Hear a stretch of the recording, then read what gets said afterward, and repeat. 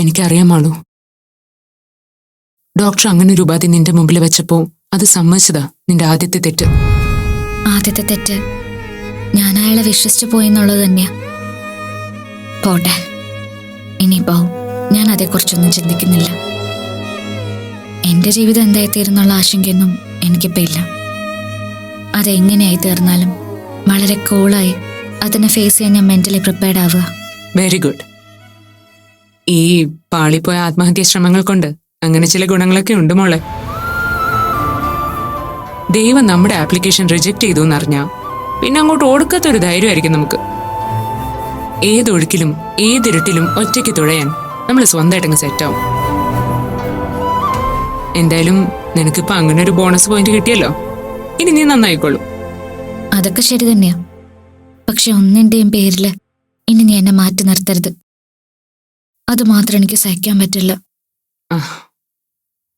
ഹോസ്പിറ്റലിൽ നിന്ന് വന്നിട്ട് ഇവൾ ഇതുവരെ ഒന്നും കഴിച്ചിട്ടില്ല അപ്പു.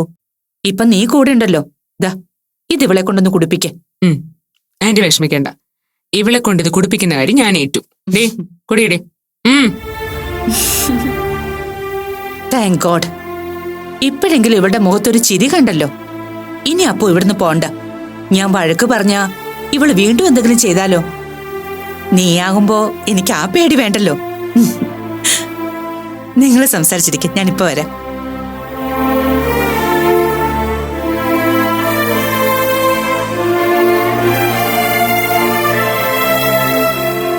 നീ എന്നെ നോക്കിയിരിക്കാതെ കുടിക്ക് വേഗം.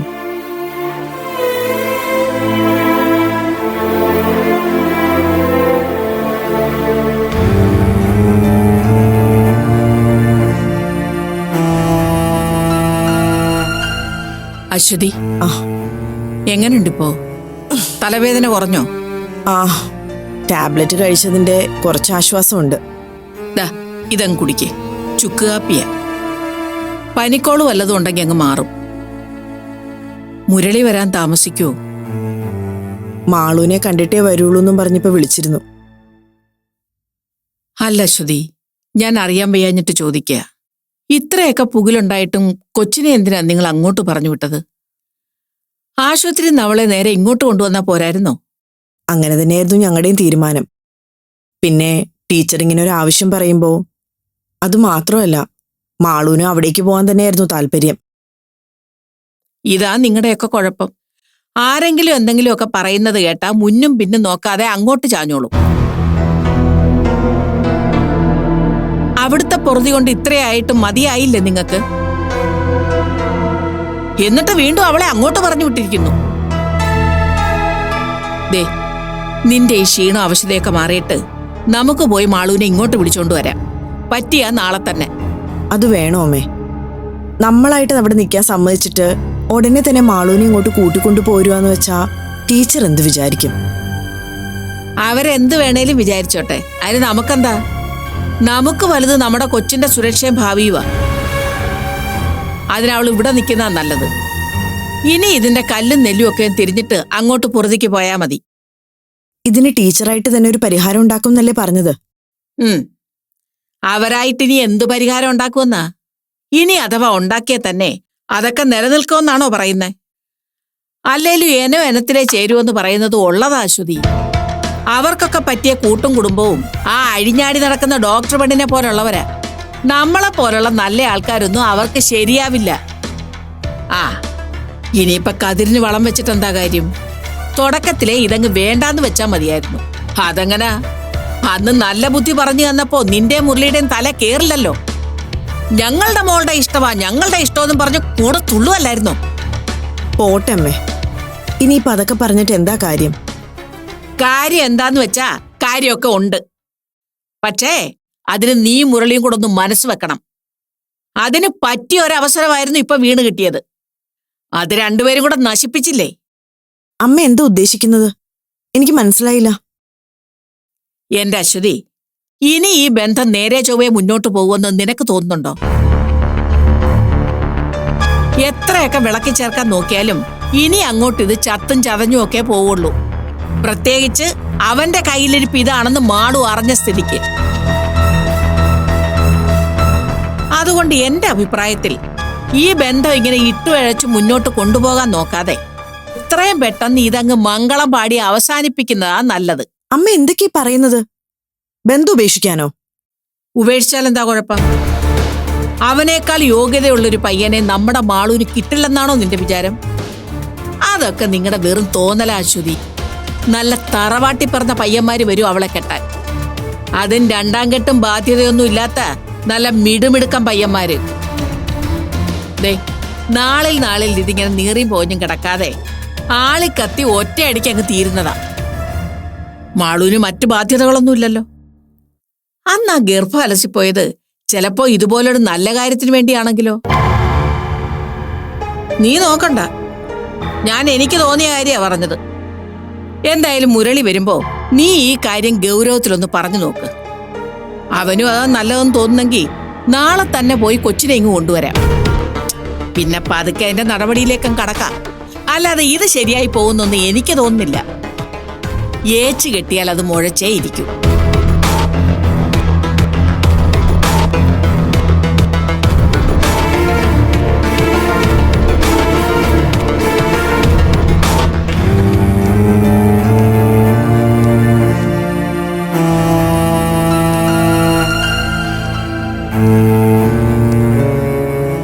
മാളു ഇപ്പൊ അങ്ങോട്ട് മയങ്ങിയതേ ഉള്ളൂ.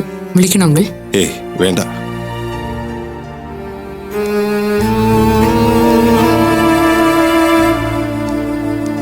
അപ്പു,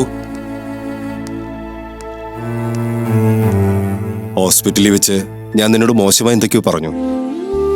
അപ്പോഴത്തെ എന്റെ മാനസികാവസ്ഥ അങ്ങനെയായിരുന്നു.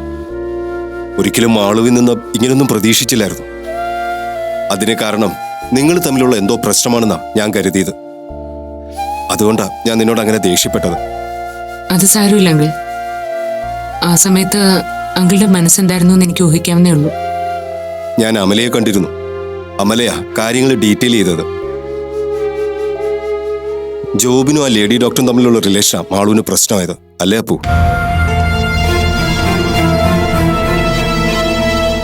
അയാൾ ഇങ്ങനൊരു ചതി എന്റെ മോളോട് കാണിക്കുമെന്ന് ഞാൻ കരുതിയില്ല.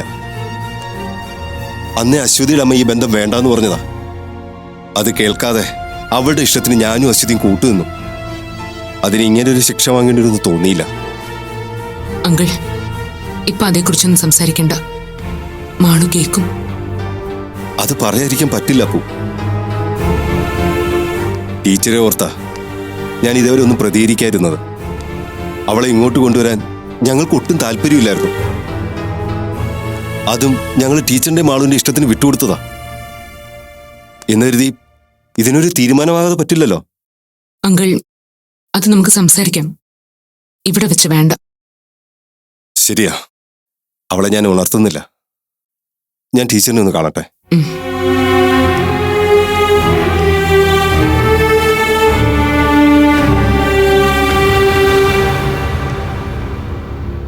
ഹോസ്പിറ്റലിൽ നിന്ന് ഇവിടെ വന്ന ശേഷം അവൾക്ക് നല്ല ചേഞ്ച് ഉണ്ട്. അപ്പുവിനോട് അവൾ കുറെ നേരം സംസാരിക്കുകയും ചെയ്തു. ഒടുവിൽ അപ്പു നിർബന്ധിച്ചിട്ടാ ഉറങ്ങാൻ കിടന്നത്. അല്ല, എന്നും ഇങ്ങനായ പോരല്ലോ. അവളുടെ കാര്യത്തിൽ എന്താ ടീച്ചർ മനസ്സിൽ കണ്ടിരിക്കുന്നത്? ടീച്ചർക്കറിയാലോ, ഹോസ്പിറ്റലിൽ നിന്ന് മാളുവിനെ ഇങ്ങോട്ട് കൊണ്ടുവരുന്നതിൽ അശ്വതിക്കും എനിക്കും പേഴ്സണലി ഒട്ടും താല്പര്യം ഉണ്ടായിരുന്നില്ല. എന്നിട്ട് ഞങ്ങൾ അതിന് തയ്യാറായത് ടീച്ചറിന്റെയും പിന്നെ മാളുവിന്റെയും താല്പര്യം കൂടി കണക്കിലെടുത്താ. പക്ഷെ അതുകൊണ്ടൊന്നും കാര്യങ്ങൾക്ക് വ്യക്തമായൊരു തീരുമാനമാകുന്നില്ലല്ലോ. എത്ര നാളിങ്ങനെ മുന്നോട്ട് പോകുമെന്ന് വെച്ചിട്ടാ. സത്യം പറഞ്ഞാൽ അവളെ ഇവിടെ നിർത്താൻ ഇപ്പോഴും ഞങ്ങൾക്ക് നല്ല പേടിയുണ്ട്. മുരളിയുടെ ആശങ്ക എനിക്ക് മനസ്സിലാവുന്നുണ്ട്. അതിൽ നിങ്ങളെ തെറ്റു പറയാനും പറ്റില്ല. നിങ്ങളുടെ സ്ഥാനത്ത് മറ്റാരായിരുന്നാലും ഇങ്ങനൊരു വിട്ടുവീഴ്ചയ്ക്ക് തയ്യാറാകുമായിരുന്നില്ലെന്ന് എനിക്കറിയാം. ഇതിനകം തന്നെ പോലീസ് കേസും തമ്മിത്തല്ലുമൊക്കെ ആയിട്ട് കാര്യങ്ങൾ വല്ലാതെ വഷളായെന്നെ. അതിനൊന്നും ഞങ്ങൾക്ക് താല്പര്യമില്ല. ഈ വിവാഹം നടക്കാനുണ്ടായ സാഹചര്യത്തെപ്പറ്റി ഞാൻ പറയാതെ തന്നെ ടീച്ചർക്ക് അറിയാമല്ലോ. മറ്റെന്തിനേക്കാളും ഞങ്ങൾ വില കൊടുത്തത് ടീച്ചറെ പോലെ ഒരാളുടെ മകനാണല്ലോ എന്നതിനായിരുന്നു. അവൾക്കിവിടെ ഒരു കുറവും ഉണ്ടാവില്ല എന്ന് ഞങ്ങൾ 100% വിശ്വസിച്ചു. പക്ഷേ അതുപോലൊന്നും ആയിരുന്നില്ല കാര്യങ്ങൾ. ഓട്ടെ, ഇനി പഴയതൊന്നും ഓർത്തും പറഞ്ഞും നമ്മൾ രണ്ടു കൂട്ടരും മുഷിയണ്ട. ഇനി അങ്ങോട്ട് എന്താണ് ടീച്ചറിന്റെ മനസ്സിൽ കണ്ടിരിക്കുന്നതെന്ന് അറിഞ്ഞോ കൊള്ളാം. മുരളി, ഞാൻ പറഞ്ഞല്ലോ, എല്ലാത്തിന്റെയും പൂർണ്ണ ഉത്തരവാദിത്വം ഞാൻ ഏറ്റെടുക്കുന്നു. എന്റെ മകനാണെന്നുള്ള യോഗ്യത മാത്രമേ നിങ്ങൾ നോക്കിയുള്ളൂ എന്ന് പറഞ്ഞത് 100% സത്യമാണെന്ന് എനിക്കറിയാം. അതുകൊണ്ട് തന്നെയാ ഈ കാര്യത്തിൽ നിങ്ങൾ എനിക്ക് ഒരവസരം കൂടി തരണമെന്ന് ഞാൻ പറയുന്നത്. അവസരം എന്ന് പറയുമ്പോൾ ടീച്ചർ എന്താ ഉദ്ദേശിക്കുന്നതെന്ന് പറഞ്ഞില്ല. അത് ഞങ്ങൾ കൂടി സ്വീകാര്യമായ ഒന്നാണെന്ന് അറിയണമല്ലോ. തീർച്ചയായും മാളുവിന്റെ കാര്യത്തിൽ ഇനി അങ്ങോട്ട് എങ്ങനെയെന്നുള്ളതിന് എന്റെ മനസ്സിൽ ചില പ്ലാനുകളുണ്ട്. പക്ഷേ അത് നിങ്ങളോട് പറയുന്നതിന് മുൻപ് എനിക്ക് അവളുമായിട്ടൊന്ന് ഡിസ്കസ് ചെയ്യണം. അവൾ അതിന് തയ്യാറാണെങ്കിൽ മാത്രം നിങ്ങളോട് പറഞ്ഞാൽ മതിയല്ലോ. ജോബിനുമായിട്ടൊരു കോംപ്രമൈസ് ആണോ ടീച്ചർ ഉദ്ദേശിക്കുന്നത്? ഒരമ്മ എന്ന നിലയിലും ഒരു മദർലോ എന്ന നിലയിലും തീർച്ചയായും അതിനുവേണ്ടി തന്നെയാണല്ലോ ഞാൻ ശ്രമിക്കേണ്ടത്. പക്ഷേ മുരളി, നിങ്ങളോടായതുകൊണ്ട് ഞാൻ തുറന്നു പറയാലോ, എന്റെ മകനോട് അവന്റെ ഭാര്യയായ മാളു ക്ഷമിച്ചാലും എന്റെ മകൻ എന്നോട് കാണിച്ച നീതികേട് എന്റെ മനസ്സിൽ എന്നും ഒരു കരടായി തന്നെ ഉണ്ടാകും. അതൊഴിവാകണമെങ്കിൽ ഞാൻ ഉദ്ദേശിക്കുന്ന ചില കാര്യങ്ങൾ ഒരു മകനെന്ന നിലയിലും ഒരു ഭർത്താവെന്ന നിലയിലും അവന്റെ ഭാഗത്തു നിന്നുണ്ടാകണം. അതെന്താണ് എങ്ങനെയാണെന്നൊക്കെ ഞാൻ മാളുവിനോട് പറയാം. ആദ്യം അവൾ കുറച്ചുകൂടെ ഒന്ന് നോർമൽ ആവട്ടെ, എന്നിട്ടാവെന്ന് കരുതി. എന്തായാലും അതൊന്ന് വേഗത്തിലായ കൊള്ളാം ടീച്ചറെ. അതറിഞ്ഞിട്ട് വേണം ഞങ്ങൾക്ക് ഞങ്ങളുടേതായ തീരുമാനം എടുക്കാൻ. ഉറപ്പായും. ഞാൻ പറഞ്ഞല്ലോ, മാളു കുറച്ചുകൂടി ഒന്ന് സ്വസ്ഥമാകാനുള്ള സമയം, ആ സാവകാശം മുരളി എനിക്ക് തരണം പ്ലീസ്. എന്തായി അപ്പോ, മാളു ഉണർന്നോ? ഇല്ല ആൻറ്റി, അവള് നല്ല ഉറക്കോ. എന്നാ ഞാൻ ഇറങ്ങിക്കോട്ടെ. ഞാനും ഇറങ്ങാം. അപ്പു, നമുക്ക് ഒരുമിച്ച് പോവാം. ഞാൻ നിന്നെ വീട്ടിലാക്കാം. അത് വേണ്ട അങ്കിൾ, ഞാൻ പോയിക്കോളാം. അങ്കിള് സംസാരിച്ചിട്ട് പതുക്കെ വന്നാൽ മതി. സംസാരിക്കാനുള്ളതൊക്കെ സംസാരിച്ചു. ഇനിയെല്ലാം ടീച്ചറിന്റെ കയ്യില. അവൾ ഉറങ്ങല്ലേ, കിടക്കട്ടെ. ഞാൻ നാളെ അശ്വതിയും കൂട്ടി വരാം. അശ്വതിക്ക് എന്താ സുഖമില്ലെന്ന് പറഞ്ഞത്? പെട്ടെന്നൊരു തളർച്ച പോലെ. റെസ്റ്റ് എടുക്കാൻ പറഞ്ഞിരിക്കുക ഡോക്ടർ. ഹോസ്പിറ്റലിൽ വെച്ച് പാവം വല്ലാതെ പേടിച്ചു പോയി, അതിന്റെയാവും. അപ്പോ നാളെ വരില്ലേ? വരാം ആൻറ്റി. ഇന്ന് പോണ്ടെന്ന മാള് പറഞ്ഞേ. എന്നാ ഇവിടെ നിൽക്ക്, ഞാൻ വിജയ് വിളിച്ചു പറയാം. വേണ്ട ആൻറ്റി, ഞാൻ പോയിട്ട് നാളെ വരാം. എങ്കിൽ വാ, നമുക്കിറങ്ങാം. അപ്പോ ഞാൻ പറഞ്ഞത് മറക്കണ്ട. ശരി ആൻറ്റി.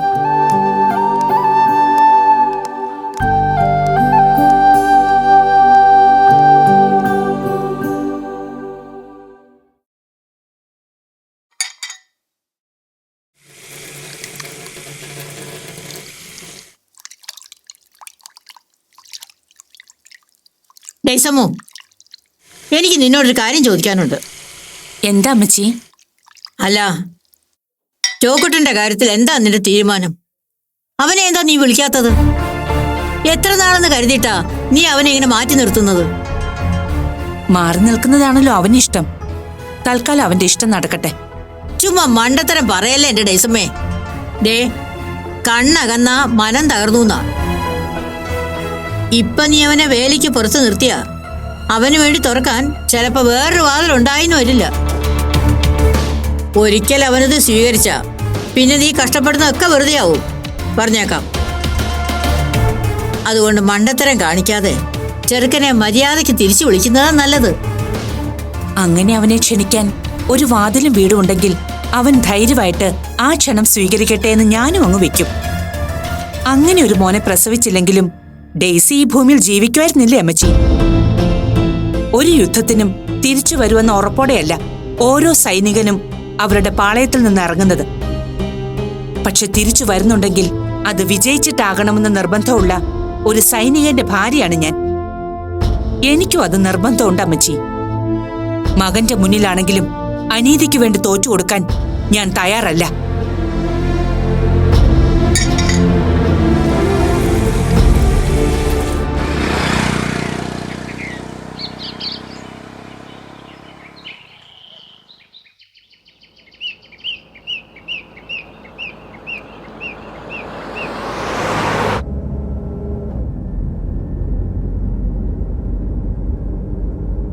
അങ്കിൾ, ഇവിടെ ഒന്ന് വണ്ടി നിർത്തുവോ?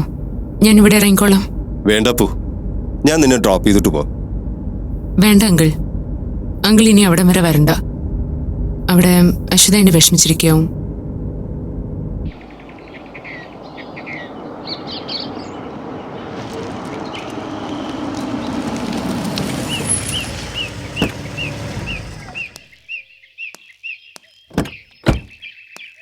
അപ്പു, ഒരു മിനിറ്റ്. എന്താ അങ്കിൾ? ഞാനൊരു കാര്യം ചോദിച്ചാൽ അപ്പു സത്യസന്ധമായിട്ട് മറുപടി പറയണം. സത്യത്തിൽ ജോബിനും അലീനയും തമ്മിൽ ഒരു ഫ്രണ്ട്ഷിപ്പിനപ്പുറം മറ്റെന്തെങ്കിലും തരത്തിലുള്ള റിലേഷൻ ഉണ്ടോ? അതിനെക്കുറിച്ച് അപ്പുന് എന്തെങ്കിലും അറിയുമോ? അപ്പു എന്താ ആലോചിക്കുന്നത്? അതോ എന്നോട് അതേക്കുറിച്ച് പറയാൻ അപ്പുന് ബുദ്ധിമുട്ടുണ്ടോ? അവർ തമ്മിൽ വെറും ഒരു ഫ്രണ്ട്ഷിപ്പേ ഉണ്ടായിരുന്നുള്ളൂ എങ്കിൽ മാളു ഇങ്ങനൊരു അബദ്ധം കാണിക്കില്ല എന്ന് എനിക്കറിയാം. ഇനിയിപ്പോ അത് മാളുവിന്റെ വെറും തെറ്റിദ്ധാരണയാണെങ്കിൽ തന്നെ ടീച്ചർ ഒരിക്കലും ഇത്ര കടുത്തൊരു നിലപാട് ജോബിനോട് എടുക്കില്ലായിരുന്നു എന്ന് എനിക്കറിയാം. അപ്പോ ഞാൻ സംശയിക്കുന്നത് ശരിയാണ് അല്ലേ അപ്പു? അവർ തമ്മിൽ വെറും ഒരു സൗഹൃദം ആയിരുന്നില്ല. എന്റെ മോളെ അവൻ അറിഞ്ഞുകൊണ്ട് ചതിക്കുകയായിരുന്നു. അങ്കിൾ, മാളുവിനെ പോലൊരു പെണ്ണിനെ ചതിക്കാൻ മാത്രം അധമനാണ് ഡോക്ടറെന്ന് എനിക്ക് തോന്നുന്നില്ല. അയാള് അലീനയുടെ പ്രലോഭനത്തിൽ വീണുപോയതായിരിക്കും. പ്രലോഭനം? എന്ത് പ്രലോഭനം അപ്പു? അവര് തമ്മിൽ നേരത്തെ പരിചയമുണ്ടെന്ന് ടീച്ചർ പറഞ്ഞല്ലോ. എന്നിട്ട് അതേക്കുറിച്ച് അവനെന്താ മാളുവിനോട് പറയായിരുന്നത്? അപ്പോ എല്ലാം കരുതിക്കൂട്ടിയുള്ള നാടകമായിരുന്നു. പഠിച്ച കള്ളനവൻ. അവർ തമ്മിൽ നേരത്തെ പരിചയമുണ്ടായിരുന്നു, അല്ലെങ്കിൽ ഒരു ഇഷ്ടം ഉണ്ടായിരുന്നു എന്നുള്ള സത്യം. അക്കാര്യം ജോബിന് എന്നോട് സമ്മതിച്ചിട്ടുമുണ്ട്. പക്ഷേ മെഡിസിൻ കഴിഞ്ഞപ്പോൾ തന്നെ അവരുടെ ബന്ധം ബ്രേക്കപ്പ് ആയിരുന്നു. പിന്നീട് ജോബിൻ ഡോക്ടർ ഒരിക്കൽ പോലും ആ സ്ത്രീയെ തിരിഞ്ഞു പോവുകയോ ആ റിലേഷൻ വീണ്ടും കണ്ടിന്യൂ ചെയ്യാൻ താല്പര്യപ്പെടുകയോ ഒന്നും ചെയ്തിട്ടില്ല. ആക്ച്വലി ജോബിൻ ഡോക്ടറിന്റെ താല്പര്യങ്ങൾക്ക് വിരുദ്ധമായിരുന്നു അലീനയുടെ ലൈഫ് സ്റ്റൈൽ എന്ന് വേണം മനസ്സിലാക്കാൻ. പിന്നെങ്ങനെ അവള് വീണ്ടും ഇവിടെ എത്തി? അതാ അങ്കിൾ ഞാൻ പറഞ്ഞത്. അലീന ഡോക്ടർ ജോബിനെ തേടി വരികയായിരുന്നു. പഴയ ഫ്രണ്ട്ഷിപ്പിന്റെ പേര് പറഞ്ഞ് ഒന്നുകിൽ ഡോക്ടറെ ഇമോഷണലി ബ്ലാക്ക്മെയിൽ ചെയ്തിട്ടുണ്ടാവും, അല്ലെങ്കിൽ ഡോക്ടർക്ക് താൻ കാരണം ജീവിതം കൈവിട്ടു പോയൊരു പെൺകുട്ടി എന്ന സെന്റിമെന്റ്സ് അങ്ങോട്ടും തോന്നിയിട്ടുണ്ടാവും. രണ്ടായാലും ഒരു കാര്യം ഉറപ്പാ, ആ സ്ത്രീയുടെ പ്രലോഭനത്തിലോ ഭീഷണിയിലോ ഡോക്ടർ പെട്ടുപോകായിരുന്നു. അല്ലാതെ ജോബിൻ ഡോക്ടറെ പോലൊരാൾക്ക് ഇത്ര പെട്ടെന്നൊരു ഡ്രാസ്റ്റിക് ചേഞ്ച് ഒരിക്കലും ഉണ്ടാവില്ല. എന്നിട്ട് ഇപ്പോഴും അയാൾ അവിടെ കൂടെയാണോ താമസം? അറിയില്ല അങ്കിൾ. ഈ അലീന എന്ന് പറയുന്നവള് താമസിക്കുന്ന എവിടെയാണെന്ന് അപ്പുനറിയാമോ? ഇല്ല അങ്കിൾ. എന്തിനാ? അവളെ എനിക്കൊന്ന് കാണണമല്ലോ. എന്താ അവളുടെ ഉദ്ദേശമെന്ന് നേരിട്ട് അവളുടെ വായിന്ന് തന്നെ എനിക്കറിയണം. വേണ്ട അങ്കിൾ. അങ്കിൾ അവരെ തേടി പോകണ്ട. അതൊക്കെ പ്രശ്നങ്ങൾ കൂടുതൽ വഷളാക്കുകയുള്ളൂ. വഷളാവുന്നതിൽ ആവട്ടെ അപ്പു. എന്തായാലും ഇത്രത്തോളം എത്തി. ഇനി രണ്ടിലൊന്ന് അറിഞ്ഞിട്ട് തന്നെ കാര്യം. Uncle please.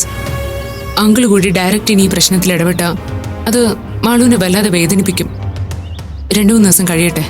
അതിനിടയിൽ പുതുതായി എന്തെങ്കിലും ഡെവലപ്മെന്റ്സ് ഉണ്ടാവുമെന്ന് നമുക്ക് നോക്കാം. അതുവരെ അങ്കിളൊന്ന് ക്ഷമിക്കുക. എന്നാ പിന്നെ ഞാൻ പോയിക്കോട്ടെ അങ്കിൾ. ശരി അപ്പു. എന്താ അങ്കിൾ? അപ്പോഴത്തെ ഒരു മാനസികാവസ്ഥയില് നിന്നോട് മോശമായിട്ട് പെരുമാറിയതിന് അങ്കിള് വീണ്ടും സോറി പറയാ കേട്ടോ. എന്റെ മനസ്സ് മുഴുവൻ കൈവിട്ട് നിൽക്കുകയായിരുന്നു. ശേ, അങ്കിൾ എന്തിനാ എന്നോട് സോറി പറയുന്നത്? അങ്കിൾ എന്നെ വഴക്ക് പറയാനും തല്ലാനും ഒക്കെയുള്ള അവകാശവും അധികാരവും ഒക്കെയുള്ള ആളല്ലേ. ഞാനൊന്നും കാര്യമായിട്ട് എടുത്തിട്ടില്ല. അങ്കിൾ വിഷമിക്കണ്ട. ശരി അപ്പു പൊക്കോ.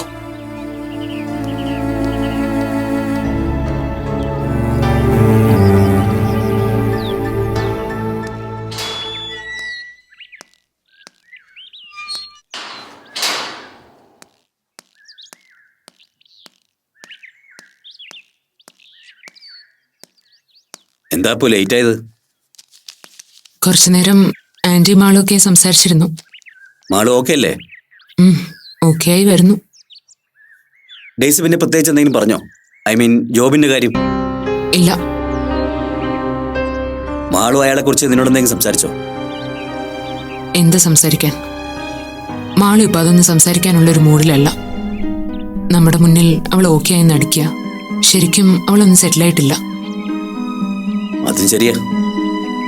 ഇപ്പോഴത്തെ അവളുടെ മനസ്സെന്താണെന്ന് നമുക്ക് ഊഹിക്കാവുന്നല്ലേ ഉള്ളൂ. ജോബിൻ പിന്നെ മാളുവിനെ വിളിക്കുകയോ മറ്റോ ചെയ്തു അപ്പു? ഇല്ല. അയാൾ എങ്ങോട്ടാ പോയെന്നറിയോ?